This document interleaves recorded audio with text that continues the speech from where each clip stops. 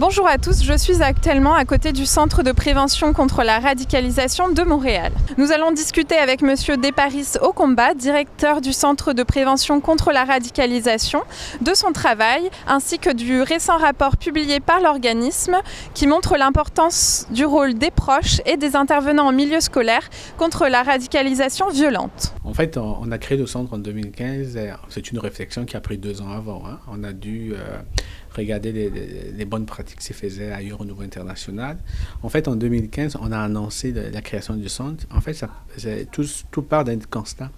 Ce qu'on a remarqué au Québec, c'est que les parents qui faisaient face à un jeune radicalisé ou un proche qui s'est radicalisé, ils n'avaient pas d'autre alternative que d'appeler la police.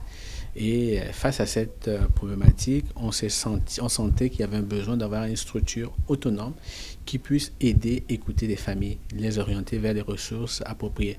Dans bien des cas, les familles ne cherchent pas à judiciariser leur fils ou leur cousin ou autre, mais ils veulent du soutien psychosocial. Et c'est là l'idée, le manque de besoins, le manque d'outils, de soutien, donc on fait en sorte qu'on crée le centre. Les chiffres, lorsqu'on regarde la question de la radicalisation au Québec, vous savez, la radicalisation, c'est un phénomène international.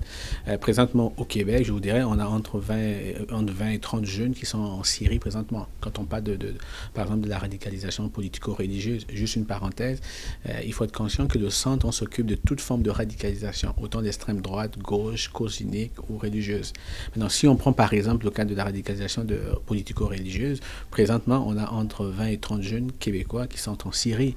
Donc, c'est quand même un phénomène qui nous préoccupe. Je dirais les chiffres qu'on a, ce ne sont pas des chiffres officiels, mais officieux, je dirais entre 80 et 90 jeunes qui sont concernés par la radicalisation en général. Mais là encore, il faut être prudent. Donc, d'où l'importance pour nous de mettre en avant tout l'aspect préventif que l'aspect répressif ou réactif. Donc pourquoi vous avez mené l'étude au Collège de Maisonneuve ? Alors, le rapport qu'on a rendu public, notamment cette étude sur la radicalisation en milieu scolaire, on part en fait en 2015, lorsqu'on a eu la deuxième vague de départ de certains étudiants du Collège de Maisonneuve vers la Syrie. La direction du Collège nous a demandé de dresser un portrait de la situation que traversait le Collège de Maisonneuve, mais surtout de proposer des stratégies de prévention. Donc, nous avons profité de ce mandat pendant 1 an, d'élargir, de faire une étude plus large sur le phénomène de la radicalisation en milieu scolaire au Québec. Donc, on part à la fois de l'expérience qu'on a vécue au Collège Maisonneuve, on part aussi à la fois des expériences que nous, des cas pris en charge par le centre au niveau québécois. Donc, c'est l'amalgame de tout cela qui nous a permis évidemment de dresser ce portrait qu'on a rendu public récemment. Et en termes de prévention, quelles sont vos actions ? Alors, la prévention, évidemment, nous, la priorité, c'est de mettre la prévention, de mettre l'accent sur l'éducation, la sensibilisation. Parce que l'antidote contre le terrorisme, l'antidote contre la radicalisation, c'est évidemment l'éducation. Donc, nous, au centre, on a 3 axes d'intervention. On a à la fois l'aspect éducation, formation. On a notre volet qui est très important, c'est le volet recherche. Donc, on a un groupe de chercheurs qui travaillent au centre pour documenter le phénomène de la radicalisation au Québec. Et on a un 3e groupe qui fait de l'intervention psychosociale, c'est notre psychothérapie, nos travailleurs sociaux, qui, eux, vont faire de l'intervention sur le terrain, aider les personnes radicalisées où on voit de l'aide, ou les familles aussi. Donc, pour nous, la prévention, je vous dirais 60% des activités du centre, c'est la prévention. Parce que nous, on prend le pari par rapport à d'autres pays en Occident, c'est que si nos intervenants de premier niveau, si les parents, les enseignants sont mieux outillés, ils vont détecter très rapidement en amont la radicalisation. Dès que le jeune, par exemple, est en début du processus, c'est là où il faut intervenir. Et ça marche chez nous au Québec. Je vous dirais, on a mis, par exemple, on a une ligne téléphonique qui fonctionne 24 sur 24 au Québec. En 1 an et demi d'activité, nous avons reçu plus de 1000 appels. C'est énorme, 1000 appels pour le Québec. Quand on regarde par rapport à d'autres pays, c'est beaucoup pour nous. On a quand même 15 cas qu'on a dû transférer aux autorités policières. Donc, la ligne, la philosophie, c'est vraiment autour de la prévention et non de la répression. On l'a vu, l'approche sécuritaire présente des limites. Donc, on a eu 2 attentats, on a eu Saint-Jean, Ottawa. Donc, aujourd'hui, nous, on a fait le choix au Québec d'aller vers la prévention et ça marche parce que, je vous dirais, au Québec, on a une culture de prévention. Quand on regarde le taux de criminalité au Québec est le plus bas en Amérique du Nord. C'est parce qu'on croit beaucoup à la prévention. Je pense à l'intimidation, violence conjugale, etc. On croit à la prévention, donc on capitalise de nouveau sur ça. Et en général, quelles sont les causes de radicalisation chez les jeunes Québécois ? En fait, vous savez, la radicalisation, c'est un processus non linéaire. Chacun choisit son chemin finalement pour se radicaliser. Et là encore, il faut être prudent. Il faut faire la différence entre les causes qu'on retrouve en Europe, dans certains pays en Europe que le Québec, par exemple, ou le Canada, c'est différent. Ici, les gens vont se radicaliser à la fois pour des questions identitaires, quelle essence. Certains vont se radicaliser parce qu'ils ont la perception d'être pas bien acceptés ici, la stigmatisation, les préjugés. Bref, il y a plusieurs enjeux. Il faut ajouter à cela quand même le contexte international qui est un facteur aussi déterminant. Et dans ce questionnement identitaire qu'ont nos jeunes, il y a aussi ce qu'on appelle chez nous les agents de radicalisation.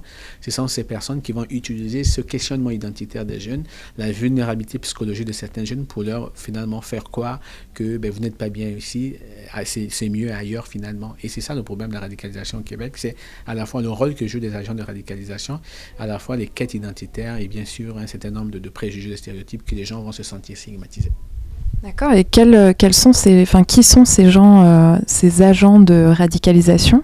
Ils sont partout, les agents de radicalisation. Ils sont sur Internet, ils sont dans le monde virtuel, dans le monde réel. Dans certains cas, ce sont des amis. Bref, ils sont partout, les agents de radicalisation. Je ne veux pas vous donner un nom, donc c'est vraiment des gens qui sont partout là. C'est des gens, il faut comprendre, ce sont des gens qui vont fonctionner à la limite du légal. Ce sont des gens qui vont utiliser les débats de société, qui vont utiliser les débats pour des fins politiques, qui vont polariser les débats. Donc, ils vont s'appuyer sur cela pour, évidemment, montrer aux jeunes que finalement, ils ne sont pas bienvenus. Finalement, on ne veut pas d'eux ici. Donc, c'est des gens qui font mal au vivre ensemble, finalement. Et quand vous voulez réhabiliter quelqu'un, un jeune qui est déjà radicalisé, comment vous vous y prenez? En fait, nous on fait ce qu'on appelle la réinsertion sociale. Donc, vous savez, en Occident, on parle beaucoup de déradicalisation, etc. Nous, on ne fait pas ça. Nous, on parle davantage de la réinsertion sociale. C'est-à-dire, on va prendre la personne, on va mettre en place un filet social autour de la personne. On va travailler avec la personne. C'est un travail à longue haleine, ça prend du temps.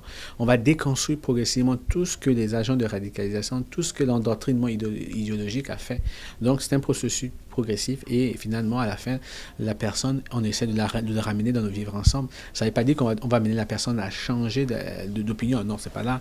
Nous, la première chose qu'on peut faire, c'est d'amener la personne à renoncer à la violence.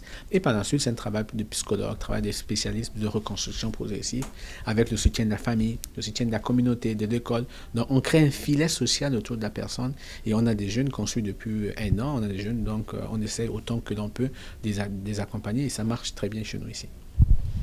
Et combien de personnes travaillent au centre? Alors, on est 20 personnes qui sont des professionnels de toutes les spécialités, criminologues, politologues, psychologues, etc. Donc, c'est vraiment... et c'est ce qui est beau au centre, c'est qu'on a toutes des compétences autour d'une même enceinte. Donc, je peux parler aux chercheurs, je peux parler aux spécialistes de la médecine, je peux parler à l'éducateur. Donc, tout le monde est là. Ça fait notre force, ça permet d'être plus proactif et non d'être réactif. Donc, on est capable d'intervenir très, très rapidement. D'accord. Et vous donnez aussi des formations, par exemple, aux enseignants, aux intervenants en milieu scolaire? Oui, la formation, nous avons pratiquement plus de 6 types de formations qui ont été développées au centre.